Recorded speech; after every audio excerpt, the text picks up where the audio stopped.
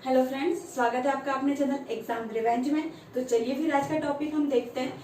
आज का टॉपिक देखने से पहले हमने कल सिंधु घाटी सभ्यता की जो महत्वपूर्ण जो साइट है जो पाकिस्तान में स्थित है उनके बारे में अध्ययन किया था।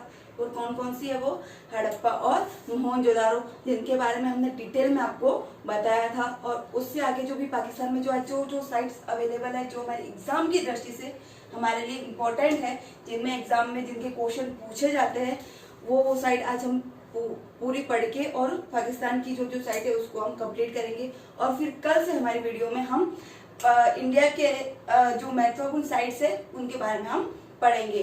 तो चलिए फिर देखते हैं। सबसे पहले चहुंद्रो। अब चहुंद्रो कहाँ पे स्थित है? तो ये पाकिस्तान के सिंध प्रांत में स्थित है। और ये कौन सी नदी के किनारे है? तो ये सिंधु नदी के किनारे है। ठीक है। फिर इसका उत्खनन, इसके खोजकर्ता कौन थे? तो वो थे एनजी मजूमदार व मैके। एमजी मजूमदार व मैके। और इन्होंने इसकी खुदाई कब की थी? तो 1931 में। कब की थी? 1931 में। किसने की थी? मजूमदार व मैके ने। अब सबसे पहले यहाँ से हमको जो प्राप्त हुआ वो मनके बनाने का कारखाना, जो हमारी एग्जाम की दृष्टि से बहुत ज्यादा इंपॉर्टेंट है, एग्जाम में पूछा भी जाता है। तो इसको आप अपनी नोटबुक में नोट भी कर दीजिएगा। क्या? मनका बनाने का कारखाना। मनके क्या होता है? आपको पता है, जो छोटे छोटे मोती जिसमें माला में पिरोकर जो सिंधु सभ्यता के लोग थे वो अपने गलों में जो आभूषण पहना करते थे वो मेनली मनके की बनी हुई थी। तो वो आभूषण जो मोती को पिरोकर धागे में पिरोकर उनको आभूषण के रूप में प्रयोग करते थे। तो जो इसका जो बनाने का जो कारखाना था वो हमको चहुंद्रो से प्राप्त हुआ है। फिर यहाँ से हमको काजल और लिपस्टिक के अवशेष भी प्राप्त हुए कि उस समय में भी स्त्रियां सौंदर्य प्रशासन की वस्तुएं प्रयोग में लाती थी। फिर इसके रूप में हमको एक सौंदर्य प्रशासन की एक डिब्बी प्राप्त हुई है। ठीक है, इसको हमको याद रखना है। फिर 4 पहियों वाली गाड़ी, जो एक खिलौने के रूप में है, 4 पहियों वाली गाड़ी हमको वहां से प्राप्त हुई है। कहाँ से? चहुंद्रो से। फिर हमको एक कुत्ते का बिल्ली का पीछा करते हुए उसके पद चिन्ह हमको वहां से प्राप्त हुए हैं। फिर वहां से झूकर और झाकर संस्कृति के अवशेष भी प्राप्त हुए। कौन सी? झूकर व झाकर संस्कृति, जो हमारे एग्जाम की दृष्टि से इंपॉर्टेंट है, उसको आप नोट कर दीजिएगा। फिर वहां से जो एक मात्र चहुंद्रो ही ऐसी साइट है जहां से हमको वक्राकार ईंटें प्राप्त हुई है। ठीक है। फिर इसके आगे यहाँ पे जो दुर्ग है, तो दुर्ग के अवशेष हमको कहीं से भी चहुंद्रो में प्राप्त नहीं हुए हैं। ये आपको याद रखना है कि दुर्ग के अवशेष कहाँ से प्राप्त नहीं हुए हैं, तो वो चहुंद्रो से प्राप्त नहीं हुए हैं। और यहाँ से एक और चीज प्राप्त नहीं हुई है, यहाँ से जो किलाबंदी है वो यहाँ से प्राप्त नहीं हुई है। क्या?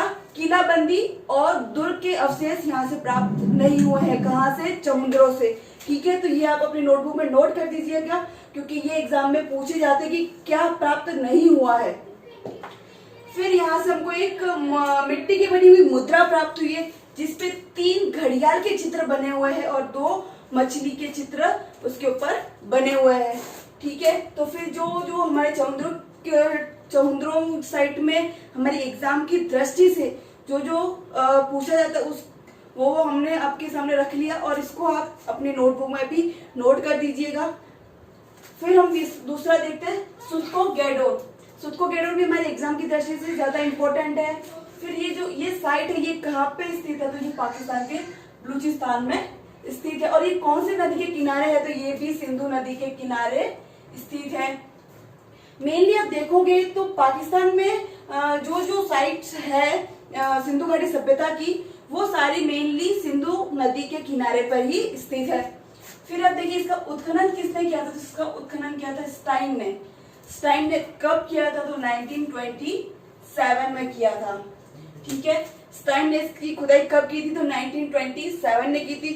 फिर जॉर्ज द्वारा इसको वापस इसकी खुदाई की गई, और वो कब की गई? 1962 में। अब यहाँ से हमको घोड़े के साक्ष्य मिले हैं, जो वेरी मोस्ट है। हमको घोड़े के साक्ष्य कहाँ से मिले हैं? तो हमको घोड़े के साक्ष्य सुत्को गैडोर से मिले हैं।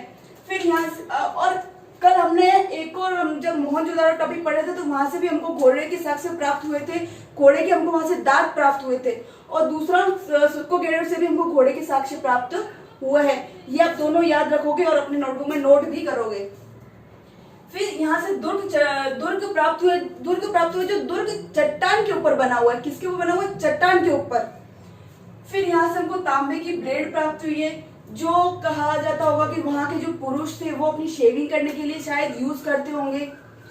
फिर ये एक क्या है? बंदरगाह है। सिंधु सभ्यता का बंदरगाह सुत्को गेडोर को माना जाता है, क्योंकि ये सिंधु नदी के किनारे है, तो इसको सिंधु सभ्यता का बंदरगाह भी माना जाता है। बंदरगाह किसे कहते हैं ये तो आपको पता ही होगा कि जल मार्ग जहां से यातायात आने जाने के लिए यातायात का प्रयोग किया जाता है, जिसको बंदरगाह कहते हैं। फिर नेक्स्ट लेते हैं बालाकोट। बालाकोट भी कहाँ पे स्थित है? वो भी सिंधु नदी के किनारे ही स्थित है, और ये भी एक बंदरगाह है। सुत्को गेडोर भी बंदरगाह है और बालाकोट भी क्या है? बंदरगाह है। ठीक है, और ये कहाँ पे स्थित है? ये पाक के कराची में स्थित है। कहाँ पे स्थित है? पाकिस्तान के कराची में स्थित है। और इसका जो उत्खनन था, वो उत्खनन किसने किया था? तो वो डैश द्वारा किया गया था। और कब किया गया था? तो वो 1879 से 81 के मध्य किया गया था। फिर यहाँ से हमको सीप के उद्योग के अवशेष प्राप्त होते हैं। जो शिप थे उसके उद्योग हमको यहाँ से प्राप्त होते हैं, क्योंकि ये सिंधु नदी के किनारे था और ये एक बंदरगाह भी है। तो यहाँ पे माना जाता है कि यहाँ पे शिप का उद्योग बहुत बड़ी मात्रा में किया जाता था, क्योंकि यहाँ से हमको शिप की बनी हुई हजारों मात्रा में चूड़ियां प्राप्त हुई है।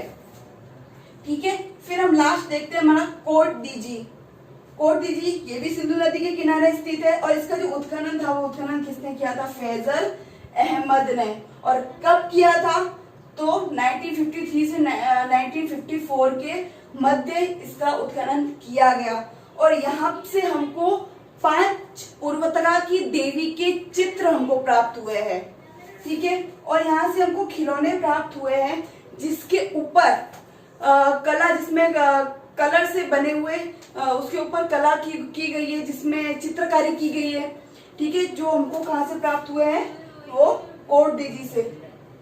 तो फ्रेंड्स, ये जो पाकिस्तान की जो सिंधु सभ्यता से रिलेटेड जो हमारी एग्जाम की दृष्टि से इम्पोर्टेंट साइट्स थी, उनके बारे में हमने अध्ययन किया।